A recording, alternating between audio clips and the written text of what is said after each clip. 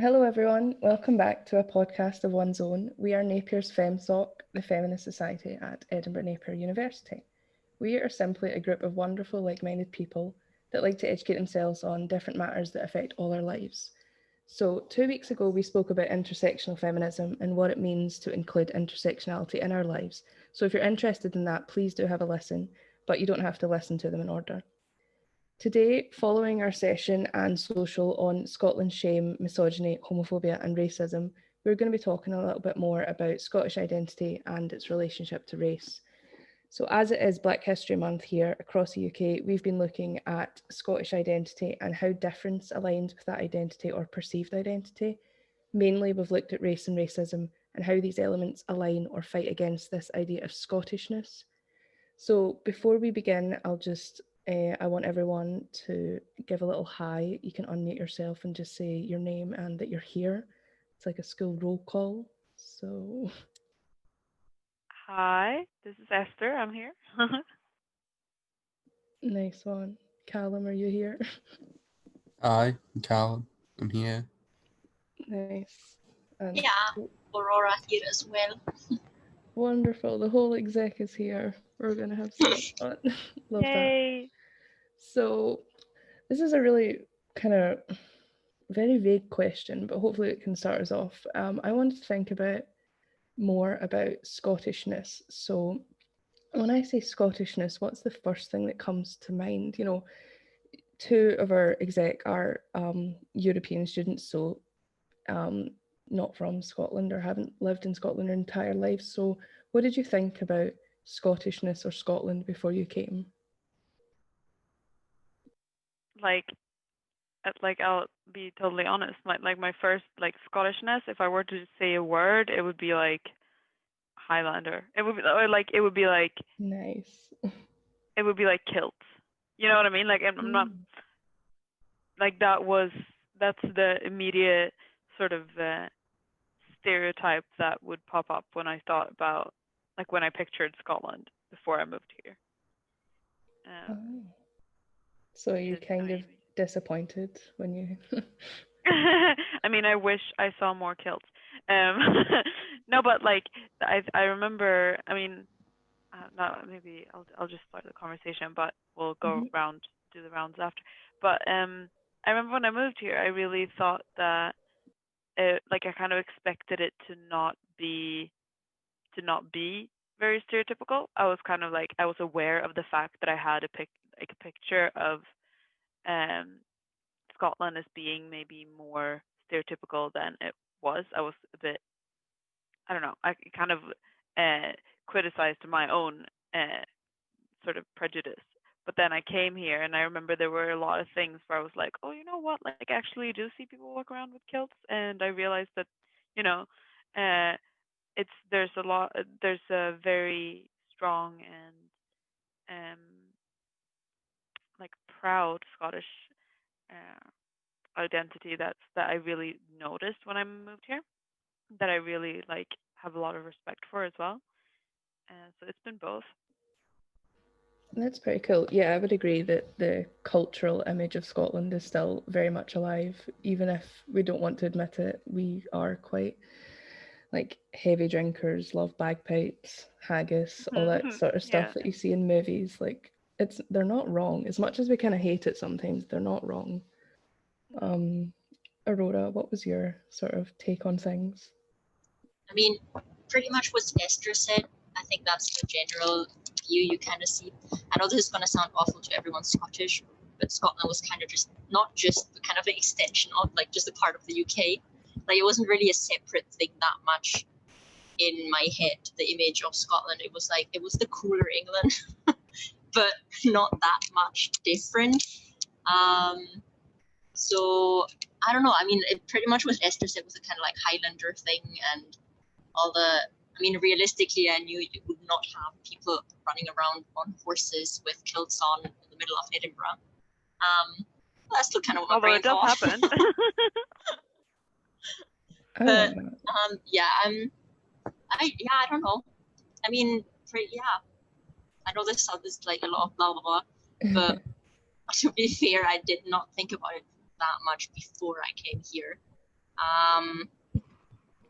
But as Esther mentioned, the Scottish like proudness, I don't know, like the pride in like Scotland is a lot more intense than what I expected. Not in a bad way, just generally. Maybe I'm not quite used to it. Germany is not very patriotic. No, I like that you called us the cooler England. I think that could be our next, if we get independence, we could have that as our slogan. Could fit very well. Yeah, for the other one. That's interesting. Callum, you've moved to Scotland, but you've been here for longer than Esther and Aurora. What did you kind of think about things?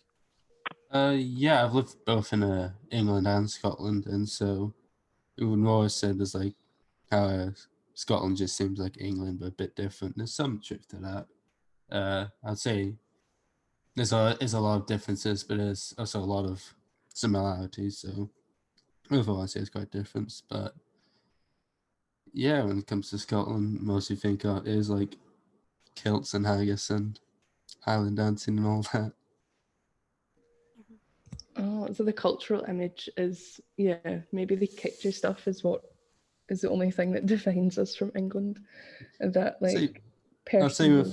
I would say with like food, especially haggis, and just kind of small differences like that. There's some difference than in England and very unique to Scotland. Yeah, unique is a good word. It's like no one else wants this or knows about this. But that is like that's really true. Like it is unique.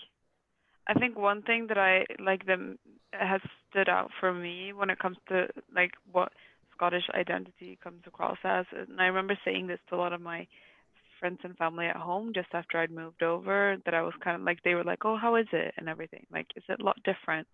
And there's a sense of, obviously I've not lived in that many places in my life, but what I thought when I moved here was that there's a certain level of self-awareness and self kind of pride in the cultural identity of Scotland, which is not necessarily present everywhere else. Like I could compare the social cultural climate and traditions of Scotland and Sweden, for example. And there are definitely cultural practices and traditions that are very typically Swedish, but there are also like more discrete ones that people maybe not really think about as much. Whereas here, I find it's a more aware and conscious kind of carrying of the culture, and a lot of pride in it. Like it's a culture where people are not. I'm generalizing, but this is how it's come across to me over the past few years when I've been here, is that there's a lot of joy as well, and there's a lot of like honoring culture and like not being afraid to sort of make a joke and take the piss out of themselves, but also still with a lot of warmth and pride. You know what I mean? Yeah. Yeah, I can definitely align with that. That makes a lot of sense. And I think our cultural like existence is so powerful that it sometimes feeds into political stuff, because I can agree there's not, I mean, I've lived in Scotland all my life. I have stayed a few months at a time in other places like Northern Ireland, and been to England like a little bit. And from those experiences, I can definitely agree that Scotland is unique. I don't know, like our identity is so strong, and I don't know if it's because I've been here longer and I'm so immersed in it, but you go over to like Northern Ireland and they have a massive like cultural and political vibe that is very different to the rest of the UK, but the culture, it's so embedded in one another, whereas Scottish culture is so unique, but it does bleed into political stuff. And I've heard that some people compare Scotland to Scandinavian countries quite a lot politically, which is very interesting when you think really of Scottishness, just political now. It is seen as like so left leaning and so liberal and leftist compared to the rest of, I don't know, Europe, or maybe not Europe, but the UK specifically, i.e., the UK government. So it is interesting. I think, yeah, there's a lot of sort of pro-independence people saying we could be like Sweden or we could be like whatever. And I think that could be very hard because, you know, we've got the Scottish tail at the end of it. It's going to be quite hard. All very interesting. So yeah, we'll get into politics a wee bit later because I can't go 10 minutes without complaining about it. So that's love it. Yeah, I was going to mention like the overlap between the cultural and political side of Scottishness is the damage or dangers of Scottish nationalism, and we talked a little bit about that I think in the media club. This idea that in the future, if / stroke when there is a new independence debate or the possibility of Scottish independence, like what will that mean for minority people in Scotland? You know, this risk of us being very closed off. When you think of nationalism, if you think of American nationalism, right away your brain goes to like Trump and really, you know, close the borders, build the wall and all that sort of stuff. When you think of Scottish nationalism, it's very much, oh, breaking off from the UK, rejoining the EU, all this narrative about freedom and all this sort of stuff. So two very different types of nationalism, but essentially they mean the same thing. They're kind of honing in on this all for one for all sort of ideology. And as our conversations have aligned the past few weeks, when you put racism into this and the experiences of Black people in Scotland, how are they going to be affected by this sort of approach?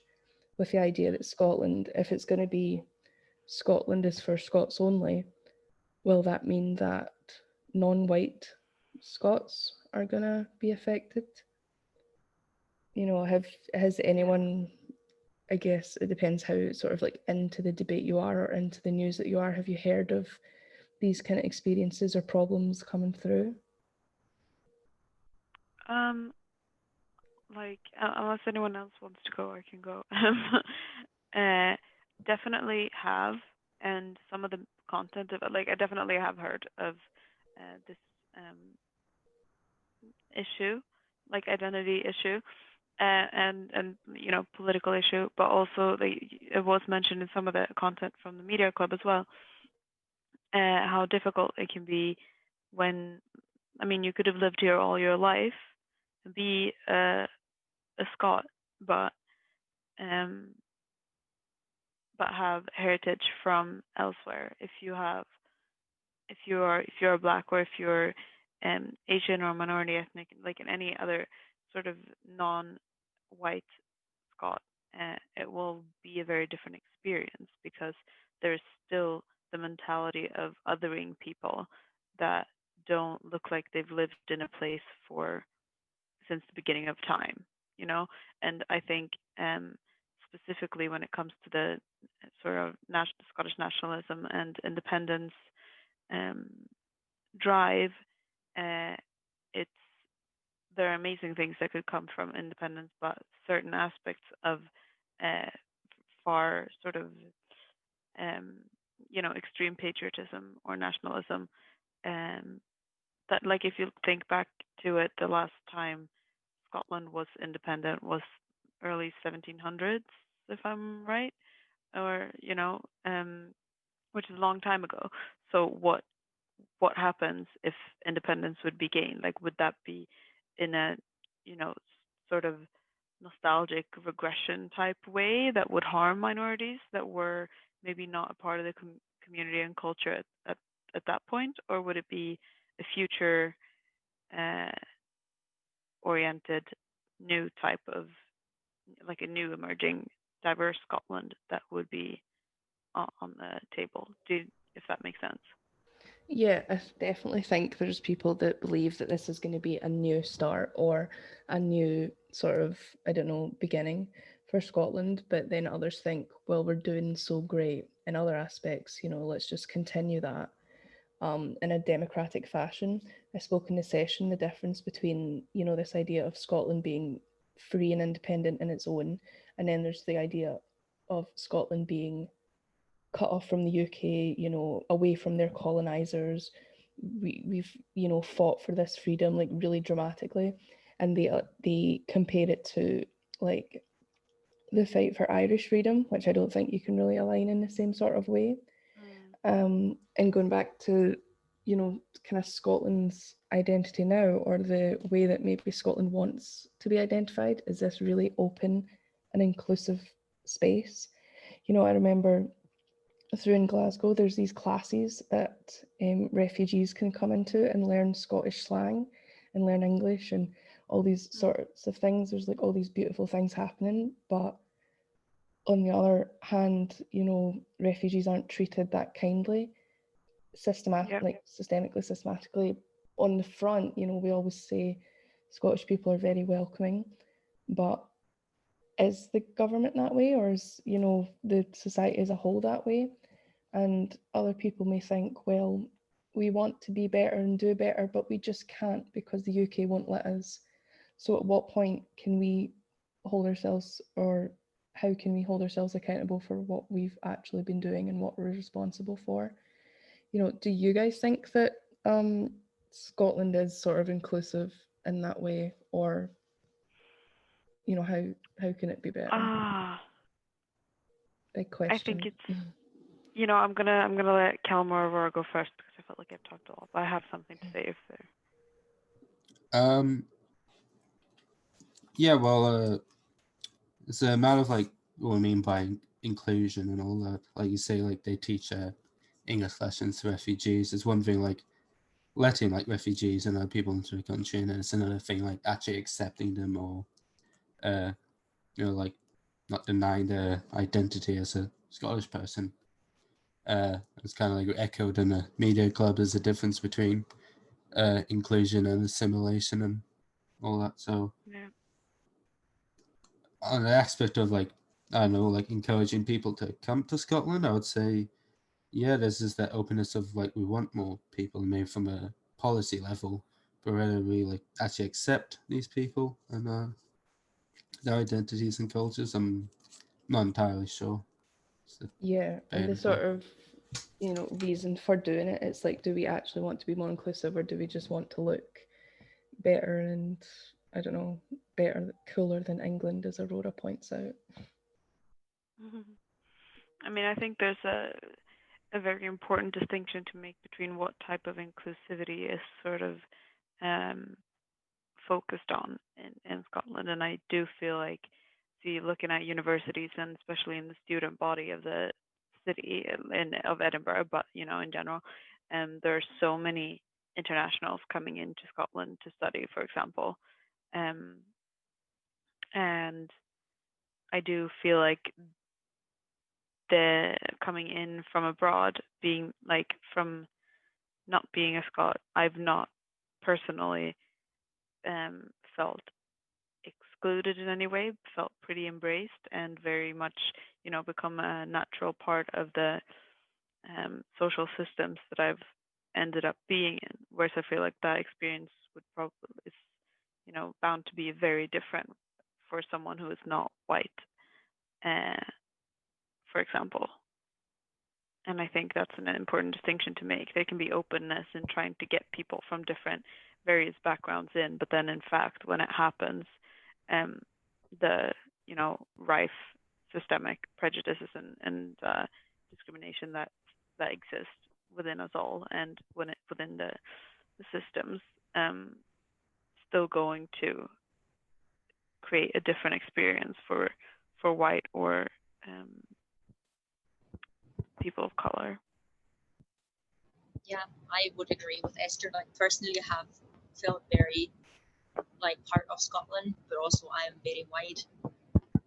I've like my appearance just blends in with Scottish people, so it's not like you see from the outside that I don't actually come from Scotland. So I would probably assume that the experiences are very different for people who, as Esther mentioned, like whose appearance like Black or Asian minorities, who would not fit the air quotes, typical idea of Scotland. So I would assume they'd probably be more of a target of national, or like more people with more like strong national ideas. My own personal experience was like more nationalist groups. I don't know if that's the right word. But like more, I don't want to call them more right, but that's my experience in Germany. Like nationalist groups are usually more towards the right, which means as like even an immigrant in Germany, I've always felt more apprehensive. I don't really want to associate with them because you might not notice from appearance or from speech, but from my surname, you'll immediately know I'm not actually, native to the country. So I think that was also my first experience with like the SNP was when I went to this NUS conference thing, and there was this one little table with the SNP, and I remember how we were like immediately a bit more apprehensive of them because we're like, oh no, like they're more like, like more like national identity, or let's not do that. Looking into it now, I'm like, obviously the SNP is not just all that. I'm sure there's probably people who are more nationalist, but the general image of Scotland that I've personally experienced has been, I don't remember who mentioned it before, just the wanting to be distinct and like independent from England more than actually wanting to get rid of non-Scottish people. Yeah, I think it's so true that the differences in our blood, even in the same straits of, people that want independence or followers of the SNP or whatever, you'll still have that divisiveness in there, the people that want it for this reason or that reason. I've mentioned it a few times, but I grew up in a really sectarian area of Scotland, and it is so interesting to see like two sides of one religion, although it is more than a religion, like a culture almost there, wanting the same things but doing it in such a different way. There's and how that actually pairs off into other ideologies. So we used to always think, oh, if you supported this football team, that meant you were not as welcoming to refugees, that you loved the Queen, that you did this, that you did that. And then if you supported the more like nationalist side, that meant that you were more inclusive, that you wanted freedom, that you wanted this, and that nothing could harm you. And I would say that this nationalist side, those are typically the more people that like to say, that they are the oppressed ones, that they have experienced the most discrimination in Scotland because of their beliefs. And that was something that we spoke about and that I kind of wanted to move on to, was the idea of Scotland's sort of victim complex. This idea that we can't possibly be offensive to a group of people, or we can't, we're the oppressed ones, we can't experience it the same way, we're not the colonizers, we're the colonized. Yeah, exactly. So we don't mind if immigrants come in because we are immigrants too, or we felt like immigrants even, so we understand, but at the same time they'll use a racial slur in that sentence, so it doesn't always match up ever. Actually, it's quite interesting this. And to go forward, just talking about sorry, Esther, go on. No, sorry, I was interrupting you. But the victim complex, I think, is like a crucial aspect of, like that has to be sort of reckoned with in order to move forward, and like sort of owning up to the history that is maybe being erased or not focused on, that history's got, does not take away from the fact that yes, Scotland's been colonized and has been oppressed, but I think when you look back at history, a lot of these things happened at the same time. So if you look at, like, Scotland being colonized by England coincides around the same time frame as the UK colonizing Africa and extracting vast amounts of money and wealth from the plantations there. Yeah, and that includes Scotland. So like Scotland was under colonial, like what was colonized by England, but at the same time colonizing Africa. And forgetting that piece of it when looking back at history is detrimental. Like that is what makes it impossible to kind of move forward, I think. Yeah. Well, I'm not saying it's impossible, I'm saying that's what has so far made it difficult. Exactly. And throughout that, no, all those things that Scotland experienced, it had never ever had anything to do with race at any point. So whenever people bring that up as a comparison to like racism in Scotland, it blows my mind, because there was never any moment in time when Scotland was oppressed um for being white. for being white. And it's like, it's not the same. Okay, yeah, sure, they stole our language or whatever, but that doesn't mean that we can be racist now. And yeah, I remember obviously back in when George Floyd passed, was killed by police, and then the protests were going on around the world, and a lot of people were saying the UK is not innocent. It was a really big, I think, sort of campaign and project, and we've seen a lot of posters.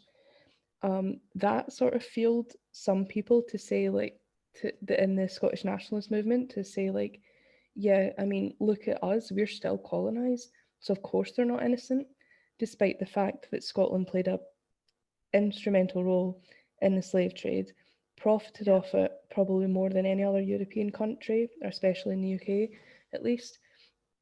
So to know all that and then still think, oh no, we're the worst off, or one of the worst off, it blows my mind. Yeah, and also the danger in saying that maybe had Scotland not been colonized, they wouldn't have partaken in colonizing Africa. That's something we will never know. You know, uh, that's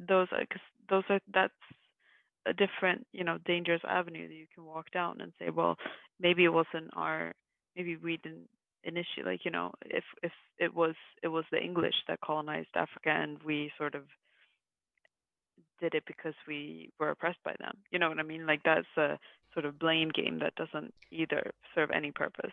Yeah, there's like the step up of, oh yeah, it was the UK that done it, not us. We are oppressed by them, and then it was, well, we had to do it. We were forced to. Yeah. And it gets worse. There's no way that you can. I mean, essentially, you can't rewrite or erase history that way, because it happened, and it's a very uncomfortable history to come up to, I suppose. But I mean, pretending that it didn't happen or blaming other people is just not the way to go about it. No. And I think in order to, like, if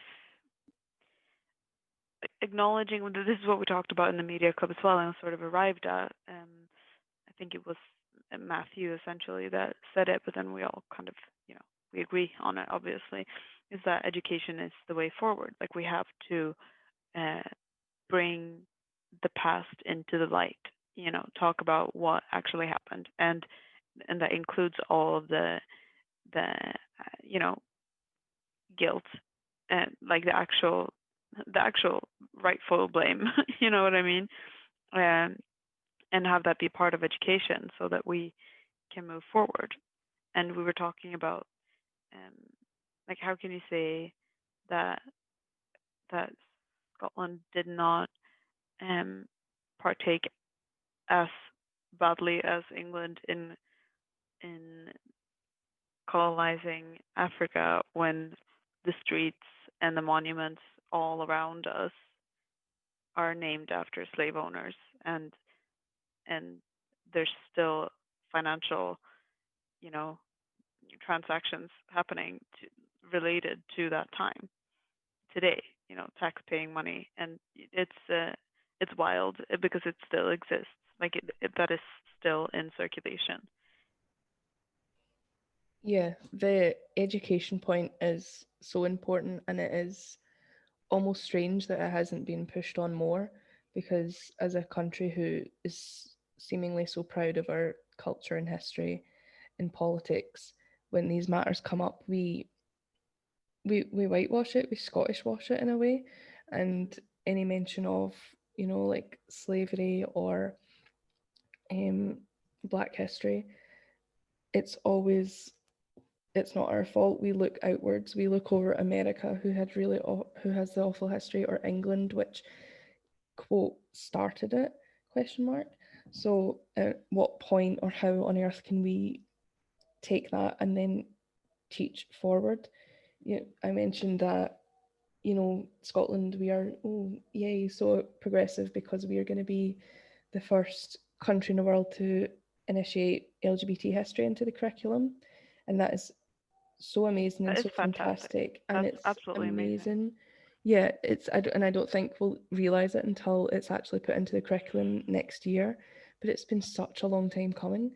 And people say, oh, well, we tried to do it so long ago, but we can't because we don't have our democratic freedom in that way, blah, blah, blah. But it doesn't matter. It's finally here eventually. And yeah, it's going to, I think, be such a game changer for children growing up with that, seeing themselves represented or seeing that history. So why can't we have Black history in the curriculum that way? I think has been asked a lot this year. Yeah, and I think that's something that Asina said as well in the media club, that um, there's it doesn't help us to expect to see change within the next 5, 10, 20 years that will be revolutionary. I mean, I'm confident that if sufficient action is taken, that we will notice change. But on a systemic level, it will take time, and that is exactly why we have to start doing it right now, because we have no time to lose. We have to start with a younger generation that will grow up. And there's we did talk a little bit about it in the media club, the kind of generation turnover and how important that is. Like, not to sound too depressing, but when older generations with outdated values and in a unwillingness to change their minds pass away, that it comes in phases, progression. It's in waves. So the turnover of a generation brings with it more noticeable change, I believe. Yeah, I also, from like a purely sociological perspective, is also like, while maybe someone might not have experienced like outright direct racism that way, the small systemic things are still there, like looking at socioeconomic status. I'm pretty sure I can't say I've looked properly into socioeconomic areas in Scotland, but I'm pretty sure if you would look into it, poorer areas will probably be working class and minorities. Same with, as we had mentioned before, education, but also how many Black professors do we have? All those kind of, how many Black or Asian CEOs, all those things are things that also matter. But as you said, they're all usually like often older people in politics, in companies, who are the people who should like push for that change, but because they do have usually, I would say, probably the outdated opinions, they are not going to push for that. So until we actually get someone in the position who will push for it, it's probably going to happen rather slow. Yeah, because now, as it is, I fully agree, 100%. And I think this was also raised in the media club, that what comes with this is so much, especially for minorities that are suffering right now, but also for people that do want change, because it is not accessible in school education and general social education. It falls on the individual to self-educate, and it takes a lot of time, it takes a lot of resources. You have to be even aware of the fact that there are things to learn that you don't know about. You have to have, it's a privilege to be able to self-educate on these things, like we're doing in this society. And I think that's a really, really important aspect of it, especially this summer with the momentum of Black Lives Matter. There's been so much, take the time and educate yourselves, and this message is only reaching the people that have the time and resources to access that kind of information. And then there's a whole lot of people that don't have access to those resources and are not getting educated in that way as well either. So, I think that's an important point as well, the class divide. Definitely. Yeah, and sometimes it felt I guess, more on maybe like social media over the summer. There were so many resources being shared, which was great. You know, it made everything else a little bit more accessible. But sometimes the message didn't go beyond that. It didn't go beyond this, like the echo chamber, because it's very common, you know, if you follow loads of feminists around you, loads of like-minded people around you, of course you're going to see that message and you're going to think, oh, this is great, more people are talking about it. But in actuality, if you're not maybe speaking to your racist grandfather, that's not going to, and implementing that change, it's not really going to affect that side of things. So it's kind of hard to gauge if, you know, hopefully this is all not, you know, not for naught. Yeah. I think, you know, having conversations like this really, really important. That's it's one place where they need to happen, these conversations. Yeah, and we're all students, I guess, so it's easy, I guess, to you can look at your professors, you look at the material that you're reading, no matter what side, you know, subject area you're in, you can see elements of racism or discrimination happen, and you can start to question, like, why am I not learning, for instance, with me, why was I not learning a post-colonial module? Why was I learning this from a white woman and not from someone who has experienced or has a lived experience or lived knowledge of these areas? And, you know, why are they teaching me in such a way that I'm only hearing the winner's story? Yeah. So I mean, there are some positive there are positive things happening as well. You know, people do care. We're having this conversation, and uh, I'm in a group called, it's a branch actually of of a political organization called Stand Up to Racism. It's a UK wide organization, but this is the Scottish branch, so it's one specific for Scotland, and there are, you know, even more specific branches like Edinburgh specific, for example. Um, there's just, you know, engaging in more type like grassroots type activism, like specific instances that are reported or found out, and then local protesting or campaigning for that. So, you know, there's stuff going on. They've got a Facebook page that I can recommend you guys check out. Just Stand Up to Racism Scotland. They're against any form of racism. They also defend migrant rights and fight Islamophobia and anti-Semitism and things like that. And they do some live streams as well online. Like I'm just saying this because there are things happening, and it's not like it's definitely possible to get more engaged, even if you don't really know where to start. that's awesome. Yeah, I think as we're coming up to time, I guess what we could do is finish up by maybe mentioning some sort of like anti-racist text or video, or maybe something that we've learned recently that we'd like to share. Esther, you've given yours, but if you want to give another one at the end, please do. One thing that I've done, I've listened to a lot more podcasts recently. I used to not be able to like concentrate, but maybe that's because I was listening to the wrong ones. But I really like the Yikes podcast, which is co-hosted by Edinburgh-based, I think she's from England, but she's now studying medicine up in Edinburgh now, Michaela Loach, and they talk about loads of different stuff. You know, mainly like their experience working in the medical profession as a Black woman, and then talking about like coronavirus and the sort of overlap in racism there. And yeah, Black Scott Pod is another good one. But if there are any more that come into my mind, I think I've already posted them on FemSoc Fam, but I'll be putting all the recommendations there for anyone that wants more. Does anyone else have some cool stuff to Yeah, share? I mean, just the Stand Up to Racism Scotland is really good.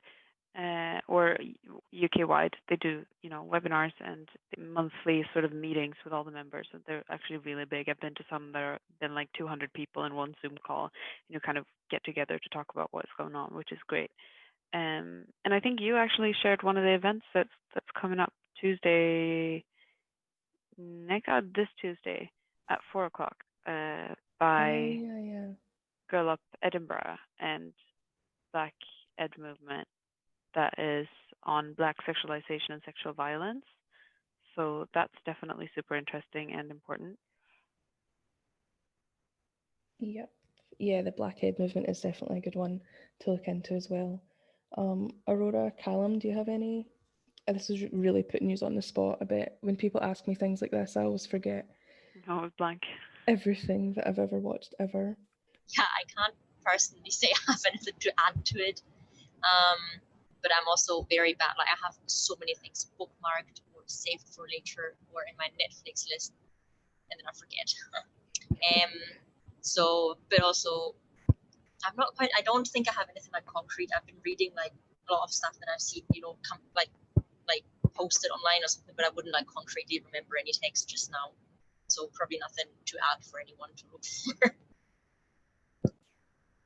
That's fine. If you think of anything, you can add it to FemSoc fam, obviously. Mini plug.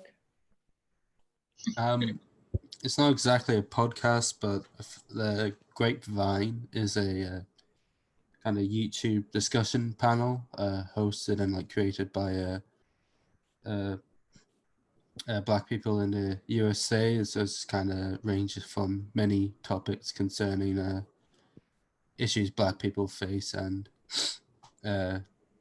touches from like hip hop and misogyny and like also LGBTQ issues in the Black community. So that one's a very good like discussion show on YouTube. That sounds really good.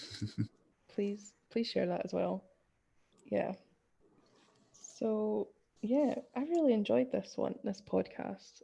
Very good. Yeah. I think it's been very fun. Esther, do you want to just finish by saying what we have on? I know next Tuesday at 7 we have our movie night with Queersock and BAME. Yeah, that's so exciting. I'm looking forward to it so much. I think it's so it's just really encouraging to be able to come together. We have so many shared values and things in common, these three societies, that it's just a really, really good way to come together. So what we're doing is we're going to do a virtual movie night. It's a movie screening of Disclosure, which is a Netflix original movie it's a documentary about the representation of trans representation in film, the history of it, with quite kind of a sharp focus on specifically the erasure of Black trans women and their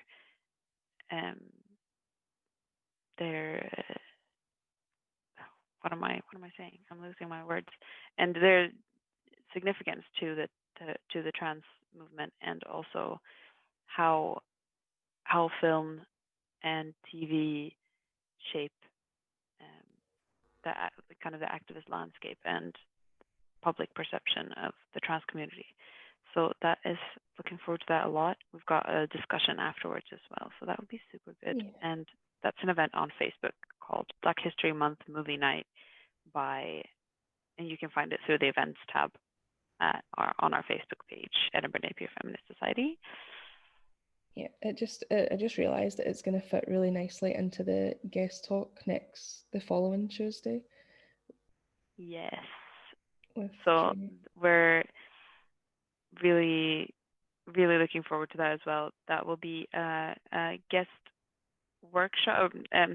It'll be a guest talk and discussion. Try to keep it interactive. It was meant to be in person, but considering the circumstances, it will be virtual. We have the honor of inviting Trey Ventor, who's an anti-racist educator specializing in speaking to educational institutions and universities and students and staff on Black history. And this talk is going to be focused on Black history and specifically the erasure of Black women's history. So we're going to tackle the concept of misogynoir, which is sort of the intersection of racism and sexism that singularly affects Black women. So that will be super interesting, and we're looking forward to that a lot. I know we don't usually, promo stuff this early in advance, but I think we're all really excited and want loads of That people one is to come. definitely going to be that's going to be the session of the term for sure. Semester. Yeah, absolutely. If obviously all this kind of stuff will be posted on our social medias. We are at FemSoc Napier on Facebook, Instagram, and Twitter, and Spotify. I think that's what our name is. But if you know, yeah, I mean, you're here, so you must know that now. So yeah, any other stuff will be posted there. Yeah. And yeah, we will close up before we chat on because I think we could go on forever. And yeah. I was going to say it's late at night. It's not that late. It's just really dark outside, so it feels like midnight. But yeah, so I'll just let everyone say goodbye again, the awkward school Zoom bye as we do.